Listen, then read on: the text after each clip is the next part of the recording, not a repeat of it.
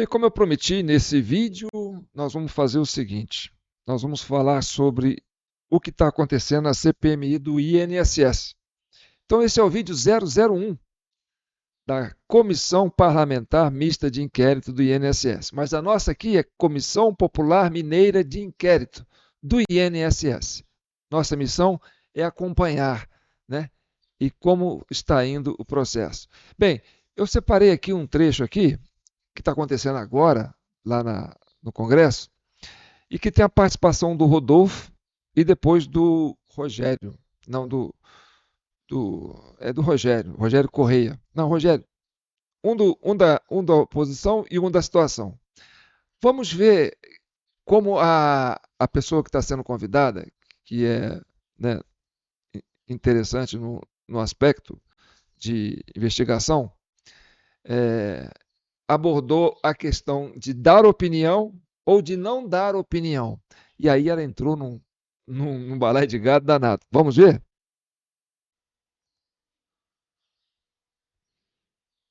Então, só para ficar claro, porque eu acho que é importante, foi dito pelo meu colega anteriormente, que é importante nós deixarmos tudo claro. Meu colega anteriormente, foi de forma elogiosa, e nem citei o nome. Então, vejam só, foi dito pelo meu colega anteriormente que sobre a revalidação de dados, mas é importante, foi omitido ser dito. Acho que não foi dito por inteiro, foi dito pela metade. Foi omitido ser dito que foi aqui, em 24 de agosto, assinado por Jair Messias Bolsonaro, que foi revogada a revalidação de dados. Doutora Patrícia, lhe pergunto, o que a senhora achou da decisão do governo do presidente Lula em logo após a operação e as denúncias, que foram primeiramente, e lhe cumprimento por isso, a senhora faz jus à ação da Defensoria Pública da União. A senhora, com sua atuação à frente da Defensoria Pública da União, justifica o sentido da DPU, o que ela é, proteger a parte mais vulnerável, mais frágil. Por isso que é uma das instituições mais importantes da nossa República e, de fato, merece uma atenção maior de todos nós, congressistas e das autoridades. Eu lhe pergunto o seguinte: o governo do presidente Lula, logo que teve conhecimento, através da operação, a partir de vossas denúncias da DPU, com a participação da CGU, deste governo, e com a participação da Polícia Federal, de imediato suspendeu os descontos após a operação. Foi medida ipsilitri. Primeiro, queria que a senhora comentasse sobre essa medida. Houve, logo após a operação da Polícia Federal, a suspensão de todos os descontos através de um despacho decisório do INSS. Então, houve essa suspensão dos descontos. Ou seja, a partir ali de maio de 2025, todos os descontos associativos anteriores foram suspensos. Então, eu lhe pergunto subsidiariamente, se essa suspensão tivesse ocorrido em 2019, a senhora acha que era possível ter tido tanta lesão aos aposentados e pensionistas do Brasil? Se em 2019 o governo tivesse tomado a medida que foi tomada agora, tivesse suspendido, a senhora acha que era possível ter tido tanta lesão aos direitos dos aposentados e tantos aposentados e pensionistas sido roubados como foram? Certamente essa fraude não teria ocorrido desta Muitíssimo forma. obrigado, doutor. Era essa a resposta que eu queria, por óbvio. Eu acho que é bom quando a verdade... Bem, agora nós vamos fazer o seguinte. Ela deu uma opinião. E a opinião dela é sobre se ia ter fraude ou se não ia ter, se tivesse feito aquilo. Lógico que teria.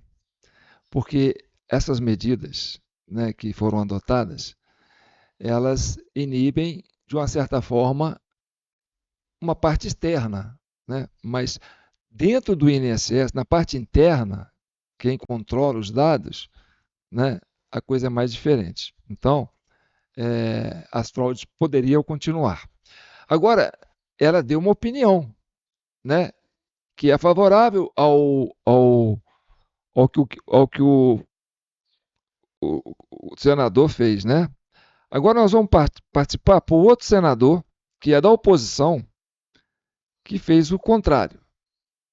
Vamos ver.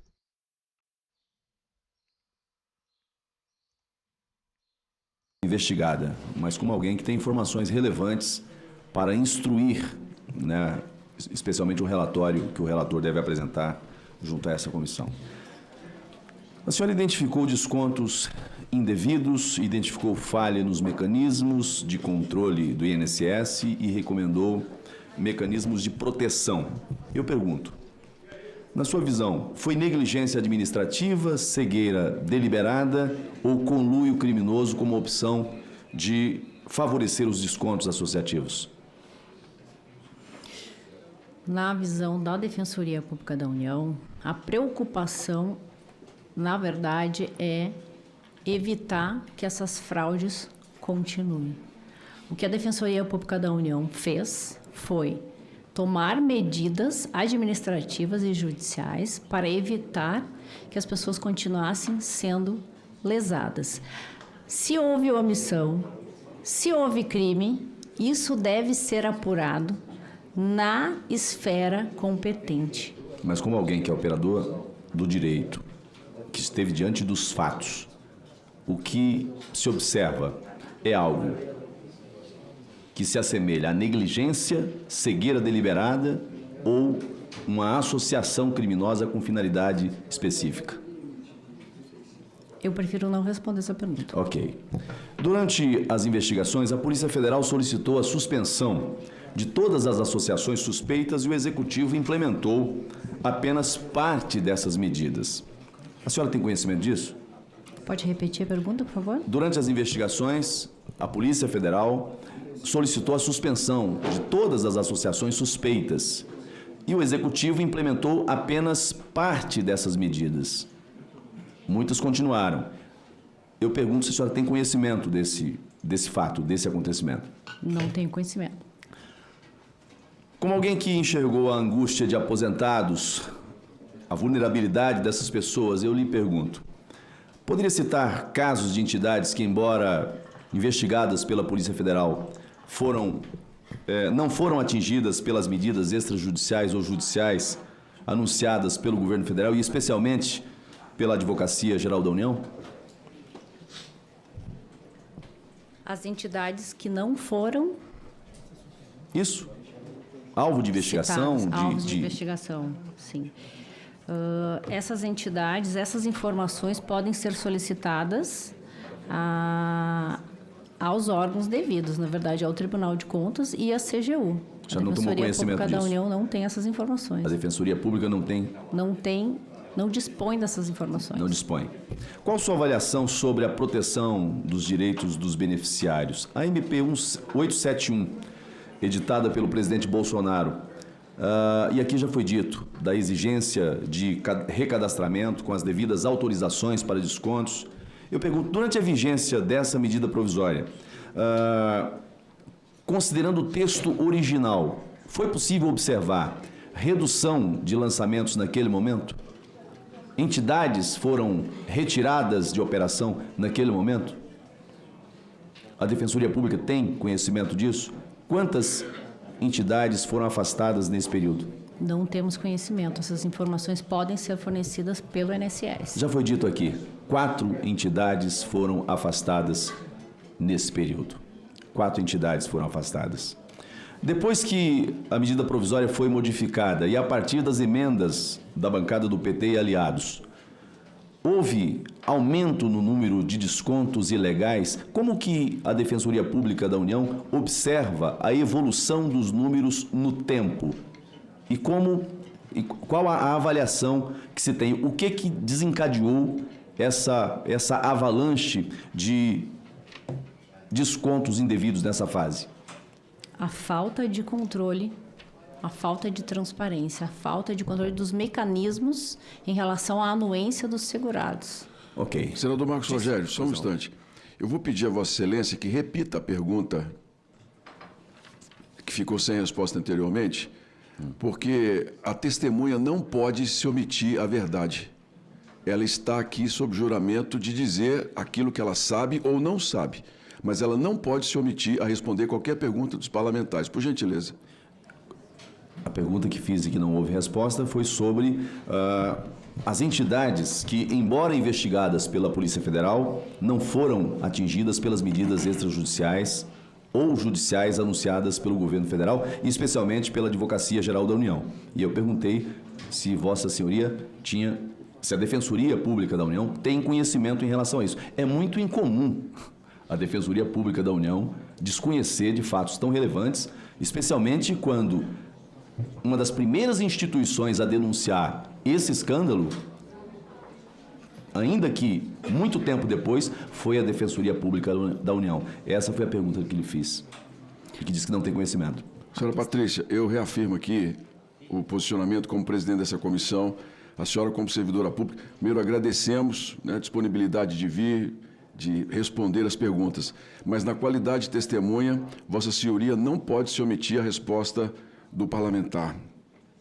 Não me omiti a resposta. A senhora se omitiu. A senhora disse que preferia não responder a pergunta. O termo que Vossa Senhoria então era usou. outra pergunta. Não foi isso não. Foi, ela disse... Presidente, Qual foi a outra pergunta?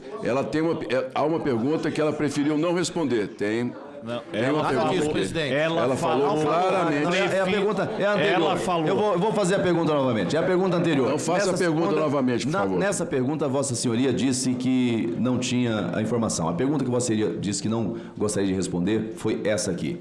A senhora identificou descontos indevidos, identificou falha nos mecanismos de controle do INSS e recomendou mecanismos de proteção. E a pergunta vem: na sua visão, foi negligência administrativa, cegueira deliberada ou conluio criminoso como opção de favorecer os descontos associativos? Essa pergunta eu respondi que eu preferia não responder esta pergunta. Mas não há, Você está perguntando. não há essa possibilidade. A minha visão é uma Não há essa possibilidade. Ela pode dizer que... A testemunha pode dizer que não sabe, que não tem, mas a testemunha não pode deixar de responder. Presidente, o Alencar está tumultuando. Então, assim, veja, nós estamos diante de um crime que fraudou milhões de beneficiários. E eu faço 3 perguntas, e são perguntas, não estou pedindo a opinião para discorrer em tese, né? Isso aconteceu por negligência? Isso aconteceu por cegueira deliberada ou conluio com o objetivo de promover os descontos associativos? São 3 perguntas simples. Acabou de ser dito aqui em que as perguntas não deveriam ser feitas no sentido de dar opinião. E a senhora acha que... Em relação a fatos e o que eu posso afirmar em relação às medidas tomadas pela Defensoria Pública da União. Minha opção ou posicionamento pessoal, não cabe aqui esclarecer. Presidente, só um esclarecimento. Olha, ela está certíssima em dizer que não pode responder por achismo. Mas o senador não perguntou se a senhora acha, não. O senador está perguntando com base na sua atuação profissional, exato, pelo que a senhora apurou. Ou a senhora vai dizer a resposta, ou a senhora vai dizer que não sabe, é simples. O que não pode é a senhora calar a verdade, como a senhora disse, prefiro não responder. Assim, essa opção, prefiro não responder, não existe. A pergunta foi, na sua opinião, não, a senhora sabe, tem ciência ou não tem ciência? A pergunta foi, na sua opinião.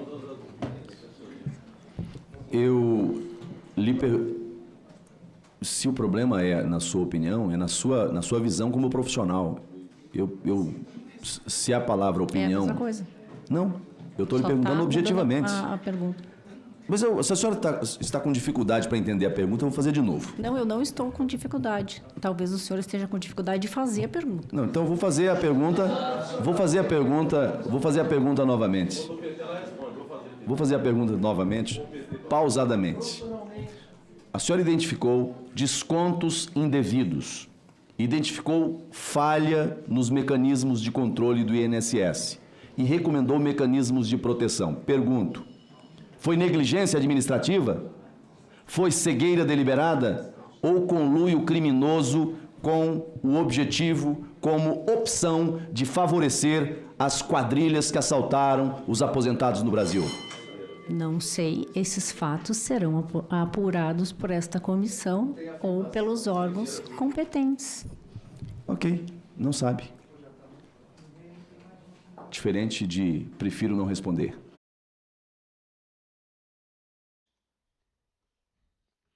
Então, a defensora pública da União passou um perrengue ali. Por quê? Porque na questão do senador Randolph, ela tinha uma opinião. Ela tinha uma opinião, né? E a opinião dela não condiz com a realidade. A opinião dela dizendo que não acontece. Se aquela medida que o Randolph disse tivesse sido aprovada, implementada, não teria acontecido. Ela disse que não teria acontecido. Ela não tem como provar que não teria acontecido, né? Quem teria que fazer isso eram os controladores. Então, ela tomou partido pelo Randolph e fugiu da pergunta do Correia, né, do Rogério. Acho que é Rogério, né? Então, nós aqui da CCI, nós estamos atentos. E agora que é a CPMI do INSS, a Comissão Popular Mineira de Inquérito. Logo, logo, nós vamos trazer mais informação sobre isso, tá certo? Eu sou João Paulo Guimarães, falando direto de São João del Rei, a capital brasileira da liberdade. Aqui é Minas, e Minas é um estado de espírito, libertas ainda que é tardia, diz a nossa bandeira. Bem, esse é o vídeo 001 da Comissão Popular Mineira de Inquérito do INSS. Estamos de olho, vamos acompanhar, nós e todos os membros dessa comissão, esparramados pelo Brasil inteiro. Porque nós não acabamos com a CPI, né, com a CCI do 8 de janeiro. Ela continua, mas temos também agora a CPMI do INSS, a nossa Comissão Popular Mineira de Inquérito, na defesa do aposentado e dos pensionistas de todo o Brasil. Tamo junto? Então tá bom. Fique com Deus, comente, compartilha, se inscreva no nosso canal, TV Del Rey, o canal da CPMI do INSS, da Comissão Popular Mineira de Inquérito. Um abraço,